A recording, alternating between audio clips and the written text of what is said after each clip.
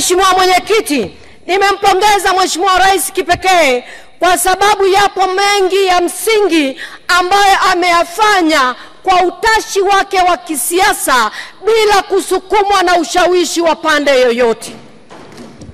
Mheshimiwa Mwenyekiti, mwaka 2020-2021-2022 nilisimama kwenye bunge lako tukufu nikiwa ninalia juu ya mlundikano wa magereza. Mahabusu na wafungwa walikuwa wamejaa magerezani na kusababisha adha kubwa, magonjwa ya mlipuko pamoja na fedha nyingi za serikali ambazo zilikuwa zinalisha hawa watu. Mheshimiwa Mwenyekiti, kwa usikivu wa mama huyu shujaa, 2023-24-25 aliunda tume ya haki jinai. Mheshimiwa Mwenyekiti, haya ni matunda ya usikivu, lakini na namna ambavyo alivyo na uzalendo namba moja katika taifa letu.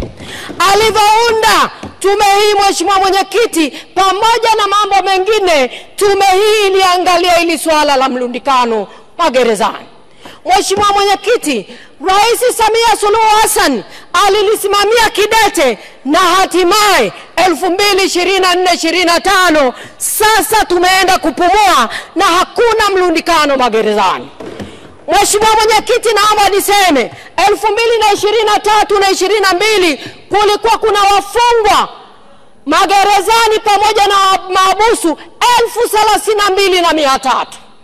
Mheshimiwa Mwenyekiti, leo ninavyoongea wako 27,500. Ni nini, kwa nini nasema hili? Mheshimiwa Mwenyekiti, uwezo wa kubeba magereza yetu, uwezo wa kubeba wafungwa pamoja na mahabusu ni 29,900. Unaweza kuona kuna upungufu mkubwa magerezani na watu wako comfortable.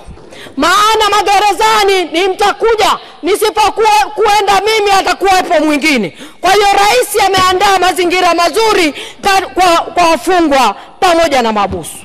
Mheshimiwa Mwenyekiti, katika haya Mheshimiwa Rais amesimamia pesa za walipa kodi.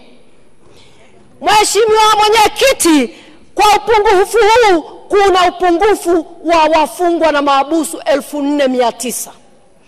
Ukikonvati kwa pesa ya Kitanzania ambapo mfungwa au mahabusu anakula 5,000 kwa siku, maana yake Mheshimiwa Rais ameokoa bilioni 8 na something.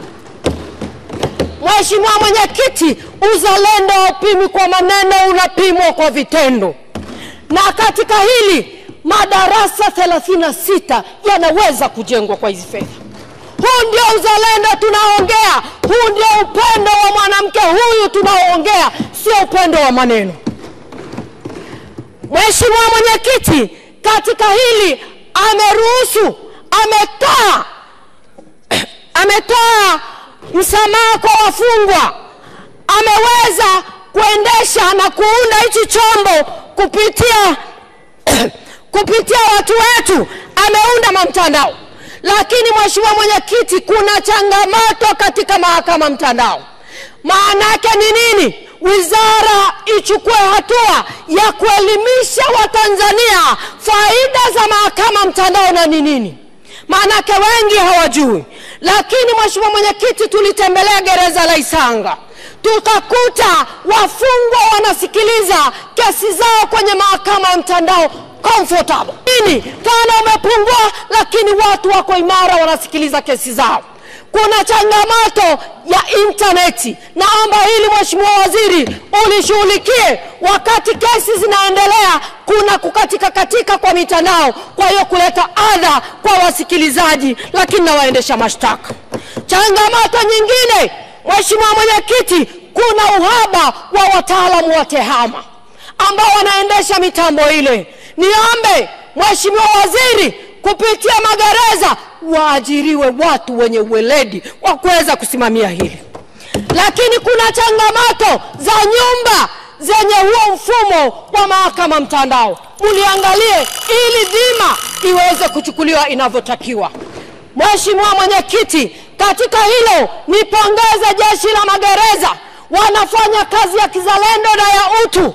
Lakini Mheshimiwa Mwenyekiti, ni shauri serikali hawa watu wawekewe miundombinu thabiti. Wana hekari zaidi ya 42,000 nchi nzima, lakini hawana vifaa vya kisasa vya kilimo. Mheshimiwa Mwenyekiti, niombe watu hao wapewe vifaa vya kisasa kwenye taifa letu. Mvua ikinyesha, Mheshimiwa Mwenyekiti, badala ya kupiga magoti na kumshukuru Mwenyezi Mungu, watu wanaingia kusali na kuomba na kulia kwa kuwa watavunjiwa nyumba, barabara zitaharibika kwa sababu hatujatengeneza miundombinu ya kupita maji ya mvua. Niombe liwezeshwe jeshi letu la magereza kutengeneza miundombinu ya kuvuna maji ya mvua. Haya maji yasiyo kilio yawe kicheko, yasaidie kunyeshea kwenye mazao watakayoyalima. Mheshimiwa Mwenyekiti, ninaomba niongelee kwenye jeshi la polisi. Jeshi la polisi linafanya kazi yake nzuri sana kwa weledi mkubwa sana. Utulivu wa Tanzania ni matokeo haya. Naomba niwapongeze kwa namna ya tofauti.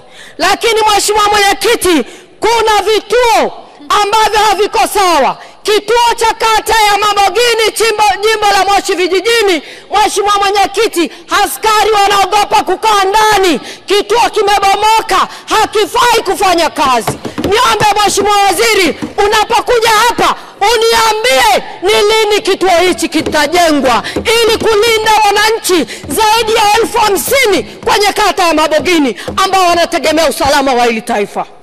Lakini kubwa kuliko yote ni kemea tabia mbaya ambayo watu wanaichukua AI, wanaenda kuleta michezo ya ajabu, wanachora mapicha si mazuri kwa ajili ya kufanya bullying kwa rais wetu Samia Suluhu Hassan.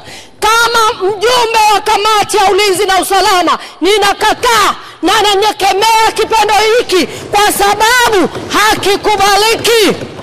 Kama viongozi kwenye taifa hili, kwenye Biblia wapo, kwenye msahafu wapo, kwenye Qurani wapo, waheshimiwe. Aheshimiwe rais wetu wa Jamhuri ya Muungano wa Tanzania, sio kumfanyia bullying kwa sababu ni mwanamke, eti kwa sababu kawaje. No, ninakataa kitendo hiki kwa sababu si afya kwa taifa letu. Rais wetu yupo eti kwenye mitandao, mara kachorwa katuni hii, mara katuni ile. Nakemea, washindwe na walegee. Kwa kuwa sisi ni wanawake, hatuwezi haturuhusu tukio hili liendelee kwa tena. Wasijenge mazoea, wakome.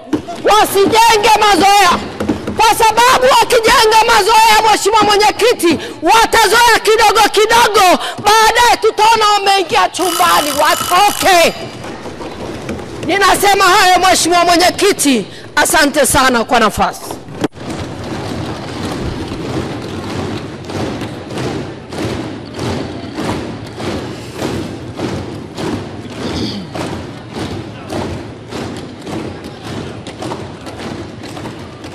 Asante sana Mheshimiwa Felista Deogratias Njau kwa mchango wako mzuri sana.